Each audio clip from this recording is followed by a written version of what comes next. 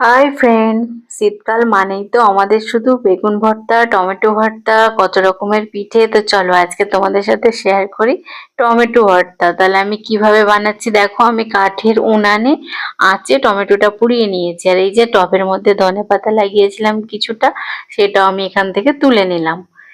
এবার দেখো এর মধ্যে আমি নিয়ে নিয়েছি পেঁয়াজ কুচি, কয়েকটা রসুন, শুকনো লঙ্কা আর তেল, লবণ।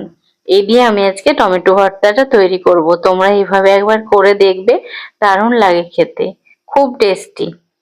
তো চলো, এখানে আমি রসুন পোড়াতে দিয়ে দিলাম কাঠের আঁচে, আর এই যে আমি লঙ্কাটাও পুড়িয়ে নিয়েছি। এবার টমেটোটা চটকে মেখে নিলাম।